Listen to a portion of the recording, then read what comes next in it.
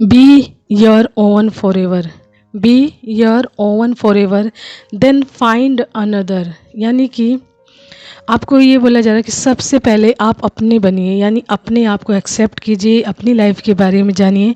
Self love के बारे में बात हो रही है, यानी कि आपको अपने बारे में जानना है, अपना बनना है पूरी तरीके से, यानी कि सेल्फ रियलाइजेशंस करना है, पूरी तरीके से अपने बारे में छानबीन करनी है, अपने बारे में जानकारी इकट्ठी करनी है, पूरी तरीके से अपने आप को अपनाना है, जानना है एंड अपने आप को एक्सेप्ट करके चलना है। यानी कि फर्स्ट लव योर सेल्फ, यानी खुद से सबसे पहले प्यार करना है, खुद को पैम्पर करना है, खुद को खुश करना है, खुद के लिए वो सारी चीज़ें करना है जो पहले आप दूसरों के लिए करते हैं। तो वो सारी चीज़ें सबसे पहले आप अपने आप के लिए कीजिए, अपने आप को पैम्पर कीजिए, पूरी तरीके से अपने अंदर मतलब रम जाना जिसे कहते हैं ना, वो कीजिए सबसे फर्स्ट। यानी कि B your own for ever, हमेशा के लिए सबसे पहले आप अपने बनिए, यानी कि खुद के लिए कार्य कीजिए, ठीक है।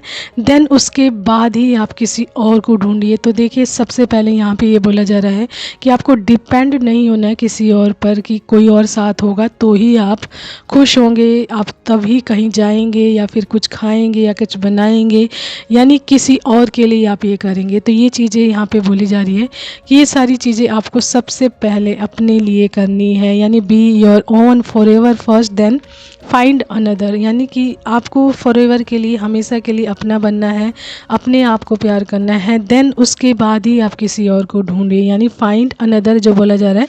तो दूसरों को तभी ढूंढिए जब पूरी तरीके से आप खुद को एक्सेप्ट कर चुके हों, खुद से प्यार करते हों, खुद के लिए कार्य करते हों। एंड इसलिए ना ढूंढें किसी और को कि मुझे मतलब कि कोई और रहेगा तो ही आप खुश रहेंगे, ठीक है, अपनी खुशियों को जिएंगे।